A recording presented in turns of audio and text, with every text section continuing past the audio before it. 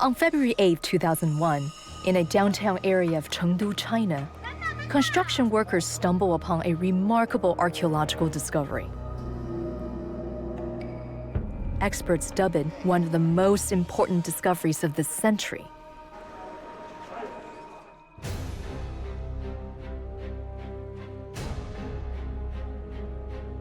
These are the spoils found at the excavation site known as Jinsha.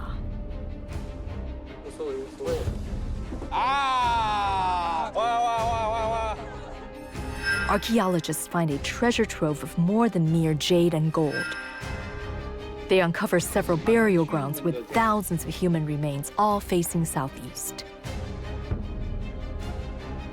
You found remains, human remains of young men with their hands bound behind their back. Was this a sign of human sacrifice? Who were these people discovered at the Jinsha ruins? How powerful was their king? And why did their civilization disappear? This is a huge site. I am Dr. Agnes Shu, archaeologist and the director China Institute. You guys have to capture this. This is ivory coming up. I'm on a quest to solve the mystery of the lost city of Jinsha.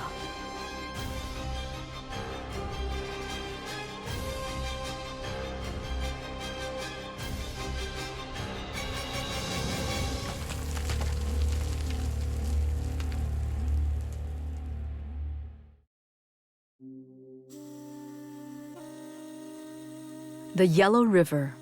Many consider it the backbone of Chinese civilization. This was China at the time of unification in 221 BCE, ruled by the first emperor of Qin. 1,000 years before that, a dynasty of kings known as the Shang ruled the central plain of the Yellow River. For so long, the Central Plain is thought to be the only birthplace of Chinese culture. Not anymore. The discovery at Jinsha is forcing historians and archaeologists to rethink this. An independent culture thrived around the same time as the Shang dynasty. This was a kingdom locked between mountains and valleys in an area known as the Sichuan Basin. My quest as an archaeologist is to dig deeper into who these mysterious people were and what their society was like. Very little is known about this kingdom. The people who inhabited ancient Chengdu left no written records.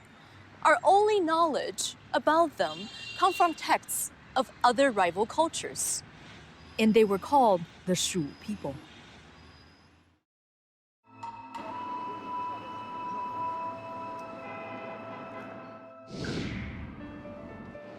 Chengdu is a modern city that's going through rapid economic changes. Over 200 of the Fortune 500 companies are based here. This is an old city that its ancient seat is in Jinsha. I'm on my way to Jinsha, about 3 miles from the city center. My quest is to unravel the mystery of this lost kingdom and its forgotten people. I want to find out how the civilization flourished and how it was suddenly wiped out from history. What did these ancient people believe in? Did they die in a ritual of human sacrifice? Their bloody secrets buried for thousands of years?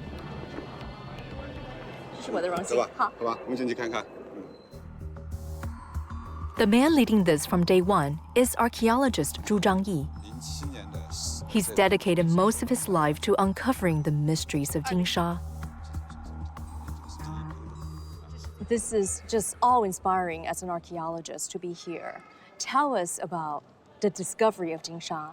金沙实际上它也是一次意外的一种发现。当时修道路的时候，那么挖下水管道，发现了大量的玉器铜器。它是发现的时间是在2001年的2月8号。所以当地的村民就把那个报给上级文物主管部门，也说公安局了。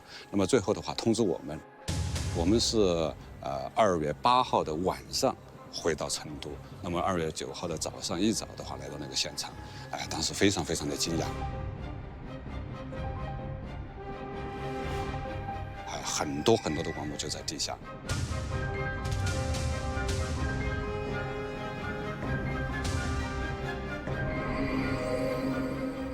看到这种文物的话，我们激动得不得了。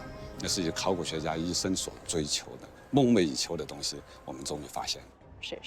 Zhou and his team find thousands of artifacts of significant value.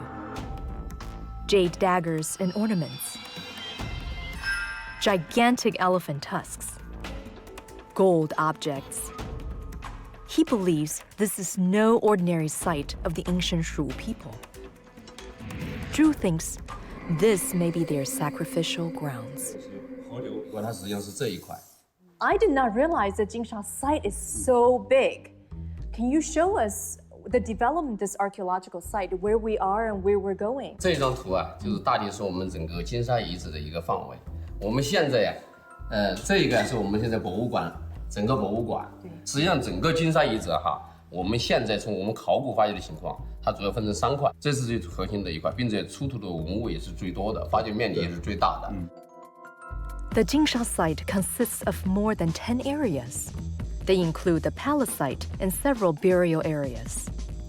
I'm overwhelmed with what I'm seeing here, but my preliminary investigation only leads to more questions. So, Dr. Zhou, was there human sacrifice here? 在金沙遗址，我们发现了2000多种墓葬，实际上这种墓葬都是小型的一种墓葬。那么在目前来讲，没有发现人殉的一种情况。但是我们也不敢就这样就推断它古代蜀人就一定没有人殉。为什么讲？因为我们可能要等待大型墓葬或者王陵的发现，看是不是它还有那个地方有没有人殉。It's an intriguing question that requires me to look for more clues. Having come across such a huge mystery, it reminds me of my childhood when I would spend hours in the dirt looking for something, pretending to be a detective. Being an archaeologist is like being a detective, in search of historical puzzles and answers to these puzzles. That has always been a motivating factor for me. I was an odd bird growing up in Taiwan. Unlike other girls, I was a tomboy who enjoyed playing in the dirt. And I liked digging things up. I wanted to be an archaeologist even before I knew the term archaeology. When I first saw Indiana Jones, I wanted to be Indiana Jones. Unlocking history's mysteries is still a thrill for me. And the Jinsha mystery is the biggest thrill of all. And this thrill couldn't get any bigger when a critical clue is found. March 5th, 2001, a month after archaeologists begin excavating at Jinsha, a discovery that shocks the world. A small stone statue about 17 centimeters tall. I'm looking at an ancient face of despair. Look at the exaggerated lack of eyes. Look at the flattened mouth and his hands bound behind his back. He's kneeling in a position ready to face his tragic fate.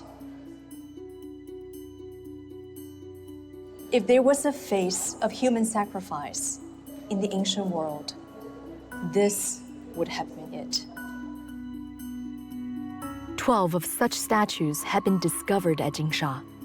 Archaeologists found these statues aligned in a certain formation together with stone tigers and bronze discs. What was the message that the ancient Shu people left behind? To get a clear sense of what the statue meant to the Shu people, How are you? I meet with Wang Fang, an archaeologist who has spent decades studying Shu artifacts. So, Professor Wang, let's talk about the statue.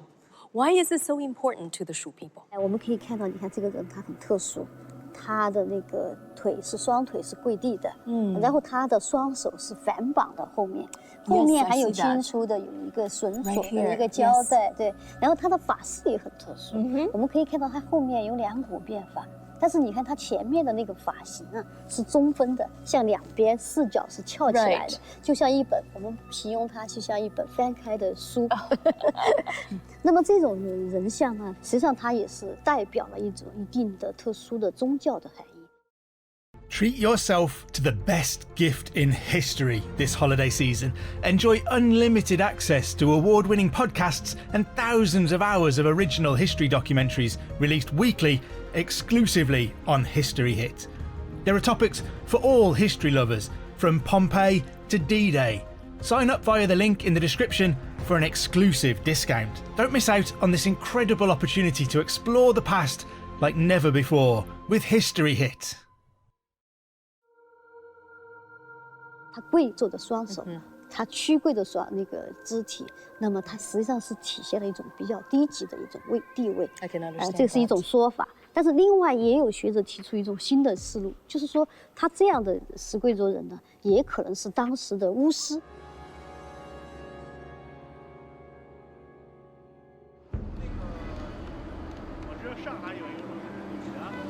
那么在这个干旱的季节，那么为了祈求上天富有生灵，那把自己的双手绑起来，把头发剪掉，然后去求雨的一种现象的这样的一种表现。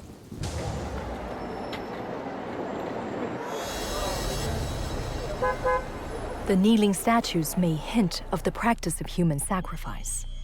But to get to the bottom of it, I need to look at a very important clue.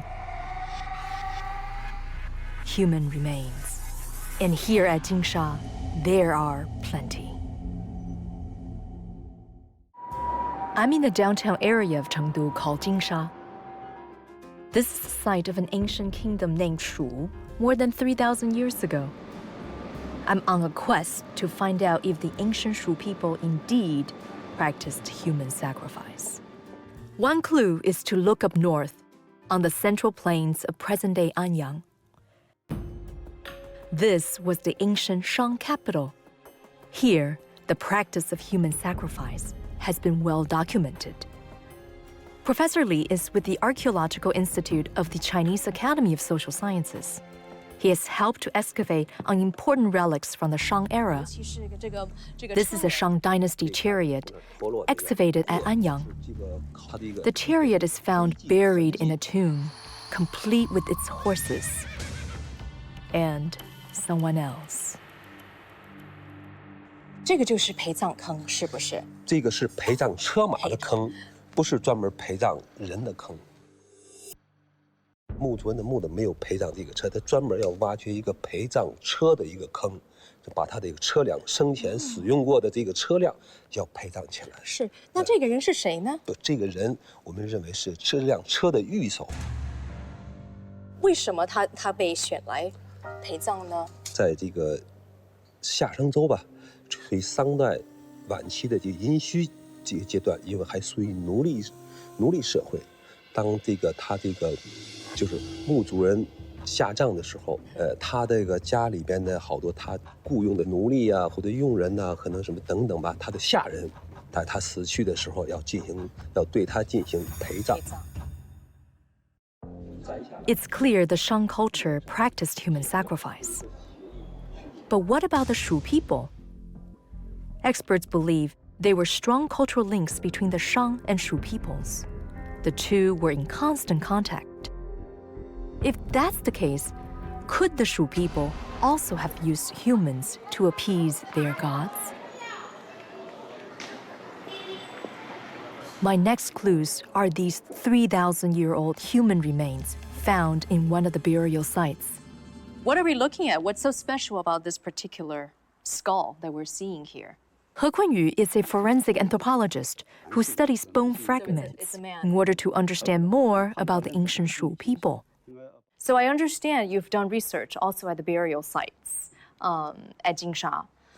Can you tell us a little bit of your analysis based on the research of the human remains there? 我们发现一个非常特别的，有2个现象，就是说很有意思，在几个墓地里面都出现这个情况，就是男性的死亡年龄集中在这个25到30岁。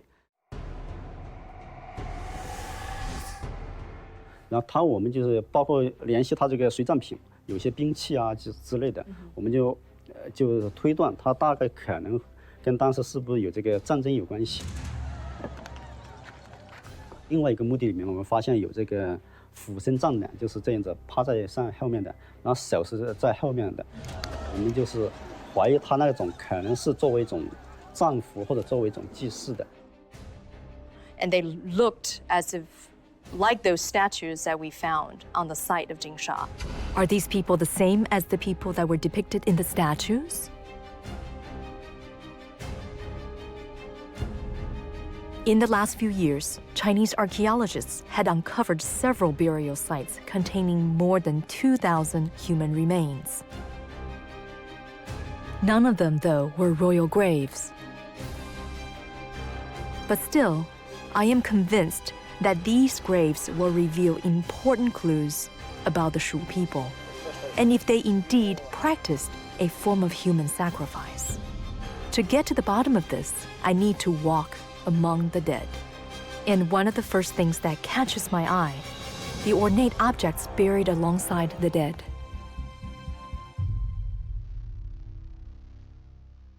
它有各式各样的东西，这里头请您介绍一下。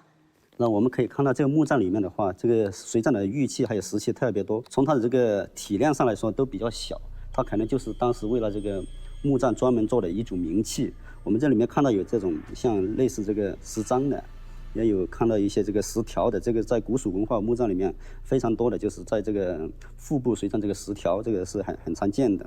所以它这个墓葬等级呢，应该说比周围的墓葬稍微要就是等级上要高一些，应该是代表当时这个上层的一个阶层或者是个贵族的一种的墓葬的形式。Among the nobles of the Shu people, it's common for them to bury their dead with highly prized objects. But could that also include human capital? As an archaeologist, I've been trained to look for specific details at sites like these.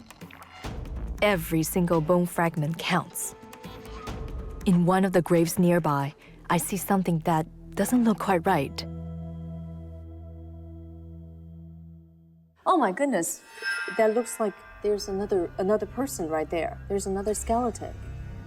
对，我们可以看到，在他的这个右手的话，他是这样做的这么一个这个形状的。在他的右手下面，我们还可以看到，经过我们鉴定，它还是人骨，还是这个属于我们人的这个小腿骨，就是胫骨。So that's a leg bone right there. 他可能当时这个殉葬的不是一个完整的人，可能就是当时的一部分。要按照他完整的，他这个腿骨在下段的话，那么他就应该超出这个墓框的范围，就是正常的高度的话。So the person that was actually sacrificed was already dismembered before it was buried underneath this man of high status. 是的，就是从我们现在发现情况来看，应该是这样子的。This skeleton is obviously someone of great importance.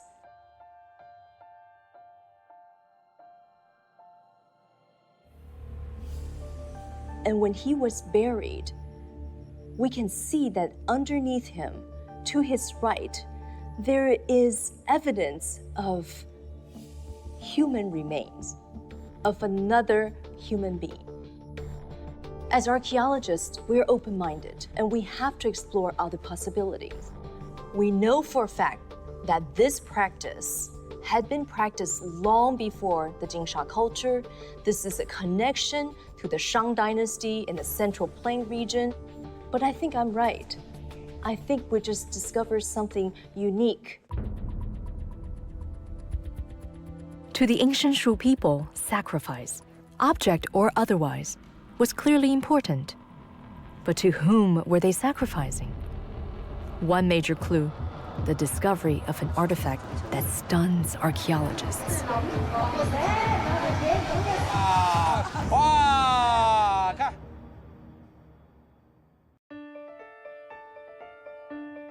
I'm in Chengdu to investigate the lost city of Jinsha.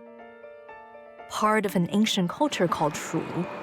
The city was only discovered in 2001. For the Shu people, sacrifice, precious objects or otherwise, was an important part of their culture. But who or what were these sacrifices for? A piece of the puzzle lies here. A thin gold foil, no larger than 12.5 centimeters in diameter, and only 0.2 millimeters thick. When it was first uncovered at the excavation site, it was found crumbled into a ball. It took several years of painstaking effort by archaeologists to restore it to its current state.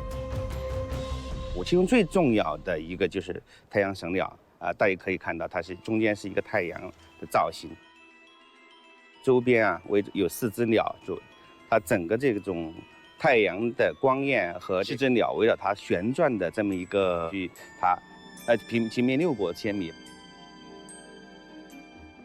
王院长真的是非常荣幸。Wang Yi looks after Chengdu's historical relics. He has been heading the archaeology teams at all of Sichuan's ancient heritage sites. Based on his research, he thinks the Shu people were culturally highly sophisticated.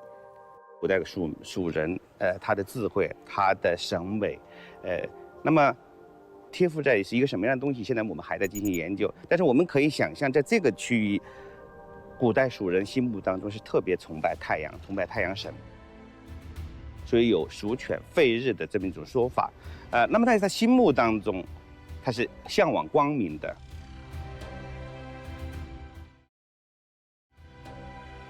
This fascination with the sun is perhaps not surprising. This is Chengdu on a regular day, overcast and foggy. For the ancient Shu people who heavily depended on bountiful harvest, the sun equates to life itself. Without it, starvation and death could become a reality. Now it makes sense to me. The sacrifices found at Jinsha may be a way for them to appease the sun god. 这个很有很大的气势。 But did the ancient Shu people only worship the sun? Wang tells me he doesn't think so. He thinks their faith system was more complex than that. 在古代蜀人是特别在意神的反应，特别在意，神的跟神的沟通。那个时候，当然我们知道那个时候是一个万物有灵的这么一个时代，也是一个众神时代。在古代蜀国，我们已经知道他的所有的他崇拜对象有动物神嘞，老虎这个象还有人神，大量的人神，包括太阳，包括这个自然神，还有大山江还有这个月亮Less than 50 meters from the sacrificial zone, there is another clue that suggests this was a highly sacred site.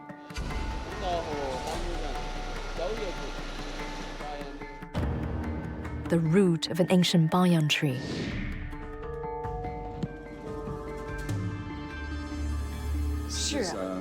Archaeologist Zhu Dynasty tells me this is no ordinary tree. 再次仔细看看，是，真的是，从来没看过这么大的树。Why is this tree so special compared to other trees? 这棵树当时就在祭祀区的边上，它也在河滩边上。那么这棵树的话，目前来讲，它应该是直径达到1米多，将近2米的直径。那么应该说，我们想象当中，当初应该是非常高大的一棵树。那么它在祭祀区里边，应该说是把它当成那个地方的一个神树。 Based on other excavation results from later period, we think what they did with this particular tree was that they would decorate it with bronze bells. So when the wind blows, the bells would shake, and therefore creating this harmonious music that would be the music of heaven.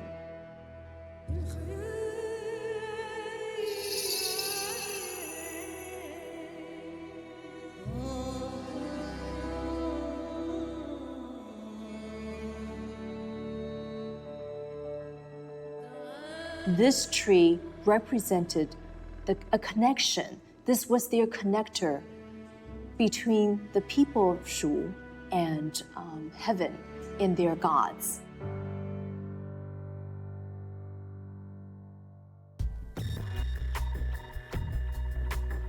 Today, only remnants of the tree's roots are left. But I'm curious to know if this holy tree was also where sacrifices were made. To find the answer, I need to travel 38 kilometers from Jinsha to Sanxingdui. I will examine a clue discovered at an archaeological site that predated Jinsha by hundreds of years. This is where ancestors of the Shu people once lived. Discovered in the late 1980s, it was the seat of power of the Shu kingdom around 1500 BCE. Like Jinsha, the excavation site has been turned into a museum. And I'm told one particular artifact holds the key to understanding the faith of the Shu people. A 4-meter bronze sculpture dubbed the Divine Tree of Sanxingdui. Buried for thousands of years, it was an object of sacrifice. Professor, this is absolutely breathtaking. Most of us haven't seen anything like this before. Tell us, what exactly is this? 这个树可以说是目前我们知道的单件在世界上3000多年前最大的形成体之一，而且是最复杂的形成体之一。是，它是象征以天地、神灵、天堂和人神相通的，可能是在三星堆整个的祭祀活动一个中心位置。 What's the connection with the tree we found at Jinsha, though? 这些树和这个青铜神树是相关联的。这个青铜神树是照这样的树做一个树崇拜的一个标志物，因为当时的人们很相信树是生命的起源，又是生长的起源，又是通天的一条路，又是各种神奇的果实的生长地，也是神灵所居住的地方，又是天地人交往的一个中心。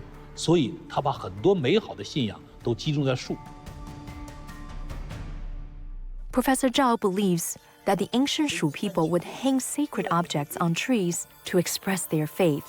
One such object is astounding not only for its sheer size, but also for its bizarre look.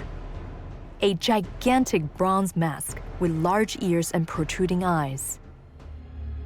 These are the famous Sanxingdui bronze giant masks. Considering how big and magnificent the sculpture is, it must have been really important to the Shu people. What was it used for? 这一个件我们叫它大面具，它是一个面做成那个面具，实际上它是个神。在蜀国的时候，这样的神像在三星堆出土了很多个，啊，有的 和真人大小相似，有的比真人还要大很多，显然不是装在人的头上能带着活动的，可能是戴在一个大的树或者大的建筑上。 At the Sanxingdui site, 3 of these giant masks have been unearthed. Like the other valuable artifacts found at Jinsha, these masks were also likely to be sacrificial items. These masks were clearly very important to the Shu people, but making them could not have been easy.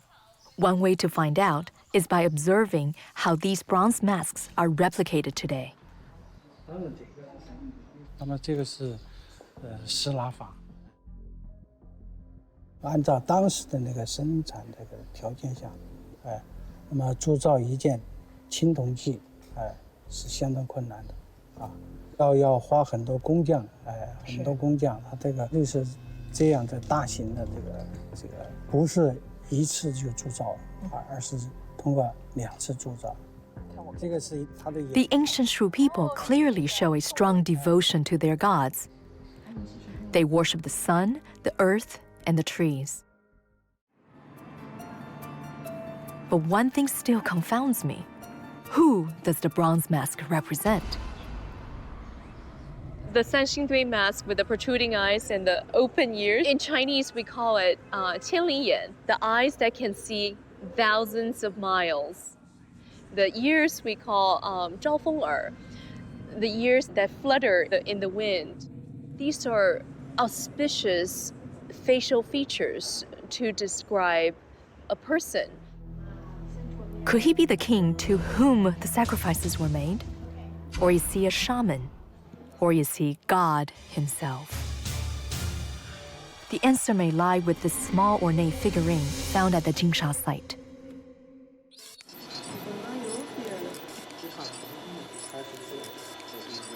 The statue may only be 15 centimeters tall. His large almond-shaped eyes are wide open. At the back, he wears a long three-stranded plate, and on his head, a round swirling hat. Archaeologists think he's an important figure in the ancient Shu society. Could he be the king of the Shu people? The one who led his people to sacrifice precious objects? For archaeologists, getting all the answers from a tiny relic isn't easy. I'm getting the help of modern technology to get a closer look at this rare artifact. Modern technology is really amazing. Yes. What can this technology tell us that archaeologists cannot see? Some relics are broken, so it needs to repair. So after we scan, you got the result. You can find out which part is loosened.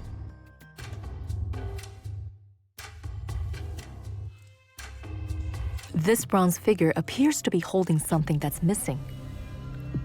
What could he be holding? And more importantly, who was he?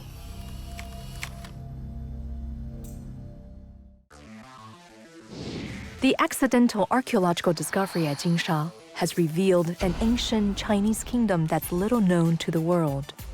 A key clue unearthed, a tiny bronze statue. Experts believe he was an important figure. Was he a divine leader to whom the sacrifices at Jinsha were made? My questions lead me back to Sanxingdui, where I'm told there's a similar statue. Only this time, size does matter. To investigate further, I arranged to meet with Professor Zhao once more. In 1986, he was one of the archaeologists who helped to excavate this similar but much larger bronze statue.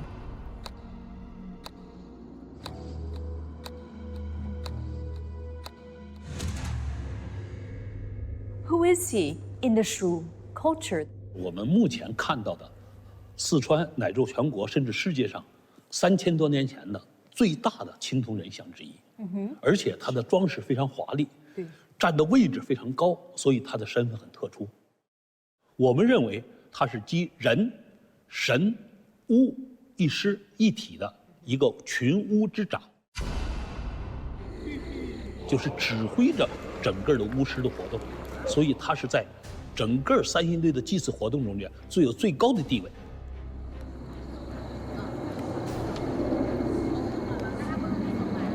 What is he holding in his hands? 有几种说法，有的认为是拿着宗，有的认为拿着是祭祀的杖，也很可能拿的是象牙，因为这个正好是上面比较大，下边略小，而且呈弯曲状。拿象牙是一个祭祀的重要形式。 The large bronze statue in Sanxingdui and the smaller ones in Jinsha are likely to hold the same status. Based on the clues we have so far, I know he's likely to be someone with divine powers. A shaman with a direct connection to the heavens. But could he also be the king and ruler of the Shu people? The Shu left behind no written records. What little we know about them comes from an ancient manuscript, the Huayang Guozhi, written 1,000 years after the Shu's demise. The first king of the Shu people was named Cancong, and it is recorded in this ancient text that he had protruding eyes, feature that was unique to the gods. Everything now clicks. The two separate paths of worship and kingship converge at this crucial clue. The Shu ruler was not only a king, he was also God.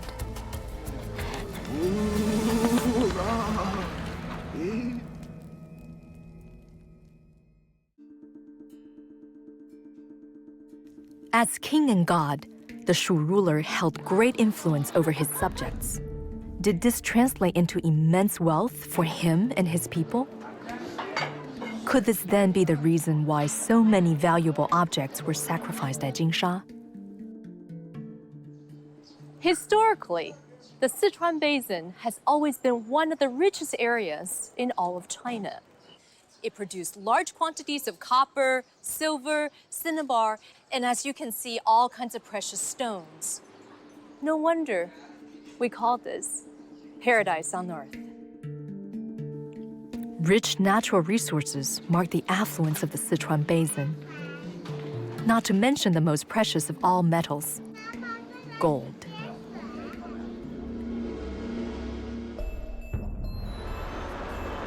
Not surprisingly, in 2007, archaeologists at Jinsha also struck gold, literally. 金的器物在中国的北方地区基本没有，但是在古书文化当中，它的数量是特别的大。比如说在金沙的话，已经出土了300多件金器，那么这应该是中国同时期出土金器最多的一个遗址。 And most remarkably, a mysterious object emerged from the ground.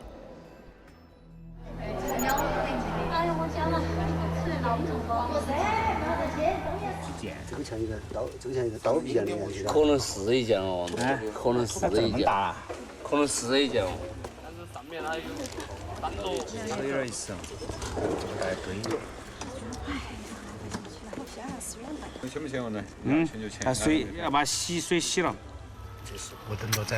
如果它没有纹饰的话，那就肯定是它一个造型。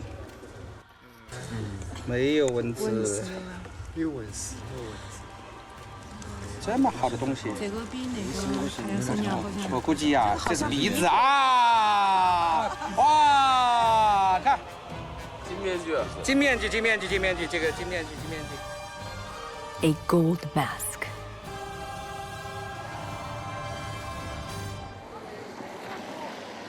Masks are an age-old cultural phenomenon shared by all ethnic groups of China. Masks were given the functions of communicating with gods, bringing blessings, driving away ghosts, and warding off diseases.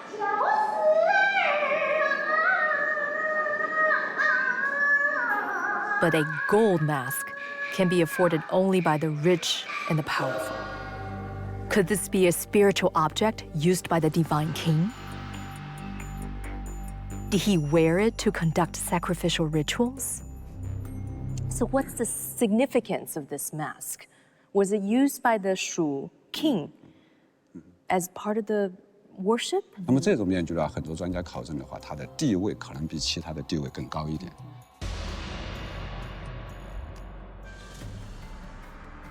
那么可能就我们在想的话，当初蜀王可能戴上那个面具，他那个时候就变成了那个国家最大的一个巫师，最大的一个祭祀者。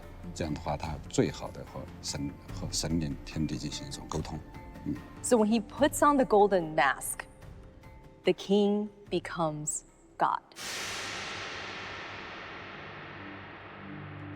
Mind-blowing.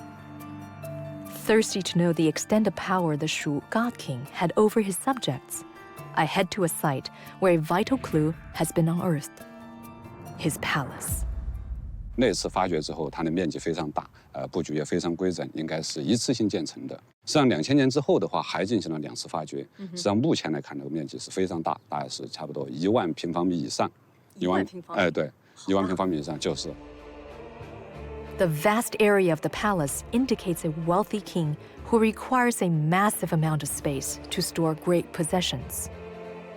But what fascinates me the most is the numerous peripheral houses. 6号房。讲解一下这个范围有多大？实际上，除了这个建筑以外的话，它那个地方还有3个建筑，一个是这个地方有一个建筑，我们把称之为5号房子。中间那个地方有一个小的一个建筑，还有一个小的一个方形的一个建筑。实际上在这个位置上还有一个建筑。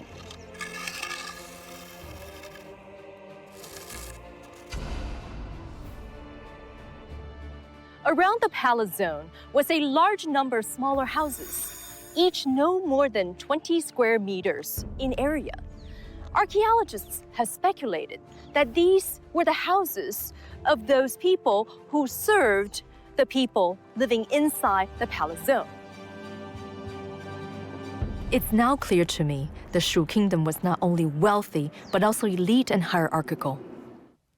But there's another piece of the puzzle that may just reveal how wealthy and powerful this kingdom was. For Jinsha was where archaeologists made another unprecedented discovery.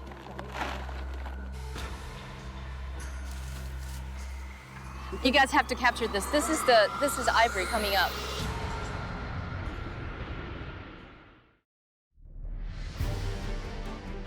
Jinsha's discovery in 2001 rocked the archaeological world. It changed the way historians view the history of ancient China. I'm about to witness a dramatic revelation at this site. The world's largest cache of ivory.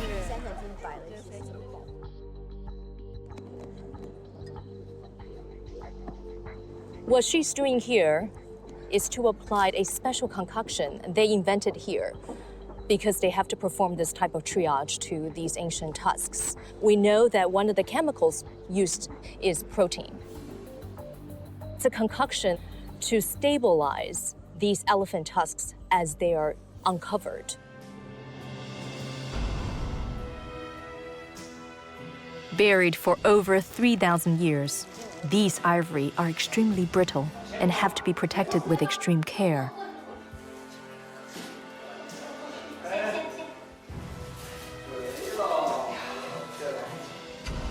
The longest ivory piece measures 1.85 meters. But why so much ivory? Was this the ultimate sacrifice for the gods? My questions lead me back to Professor Wang. She holds a jade blade with a strange carving. This is one of the most interesting pieces I've seen with this pattern on the jade. What is it? 这件器物把它称为平行四边形的玉章。这件玉章它最特别的地方就是在它的上下和两面都刻画着一个人物。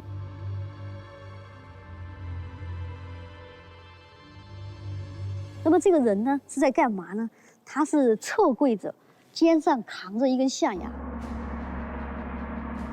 It's a man in profile, wearing a short skirt, and he wears a mask over his face, and we can see that he's carrying an elephant tusk over his shoulder.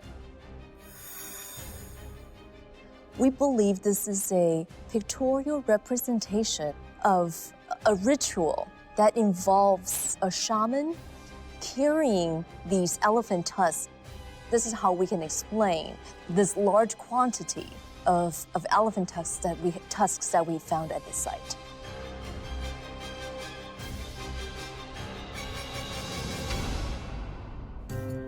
All these pieces of the puzzle finally seem to come together. The unparalleled treasure troves of ivory, jade, and gold reveal how Jinsha was a land of great power and prosperity. They were a deeply spiritual people who held on strongly to their faith. But there's one final question. How did their civilization disappear?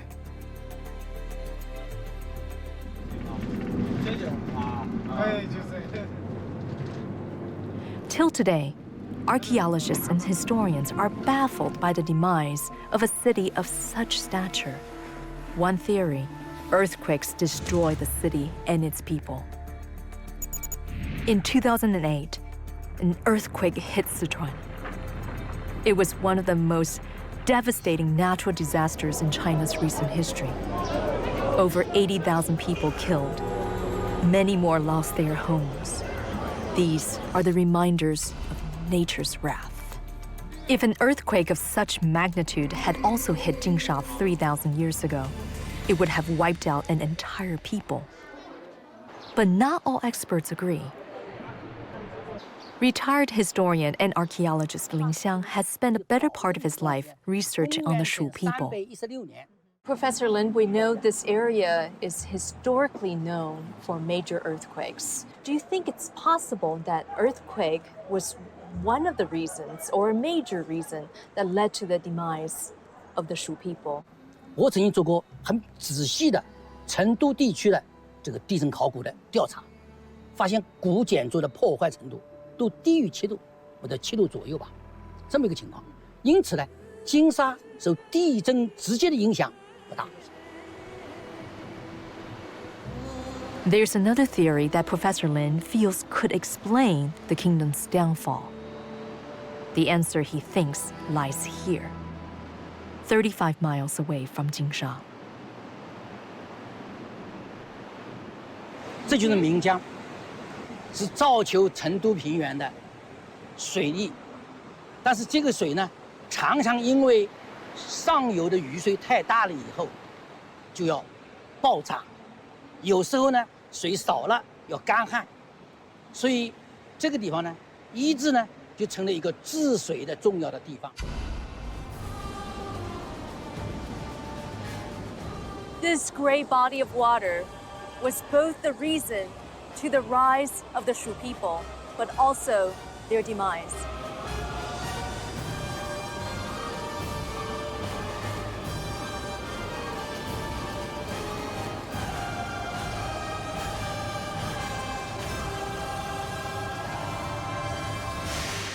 When this great flood happened, Sanxingdui, which was a flourishing capital at the time, was completely annihilated as a result of this deluge. This was what could have happened 3,000 years ago.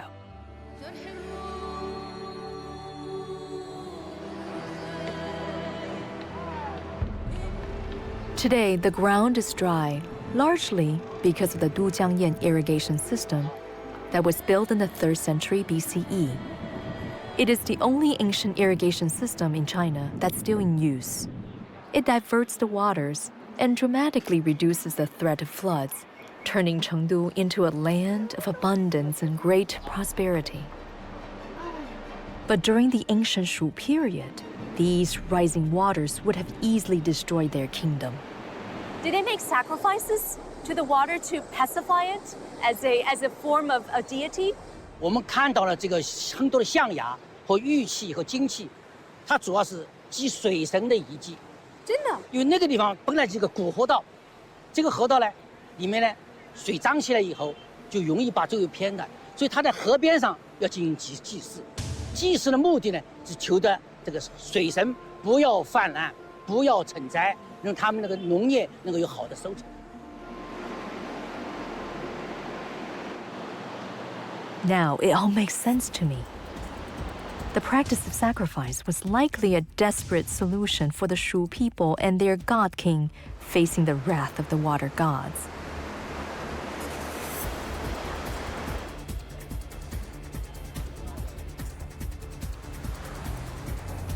And when rising waters finally engulfed their city, they had no choice but to relocate. Until today, archaeologists do not know where the Shu people migrated to after they left Jinsha. The hunt is still on in many parts of Chengdu for potential excavation sites. I see workers in the field. This is what field excavation really looks like. This is a huge site. The moderns living with an ancient. As you can see around us, real estate is developing really quickly at Chengdu. This is one of the few areas left in the city of Chengdu that they can carry out this large-scale excavation.